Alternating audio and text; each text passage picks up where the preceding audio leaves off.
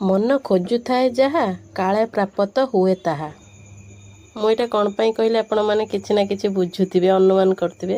ତ ମନ ଚାହୁଁଥିଲା କିଛି ଚଟପଟା ସ୍ପାଇସି ବାଲା ଖାଇବାକୁ, କାରଣ କାଲି ଟିକେ ପକୁଡ଼ି ଫକୁଡ଼ି ଖିଆ ହେଇଥିଲା, ବୋଉ ଦେଇଥିଲା ଜ୍ୱର ଦେହରେ।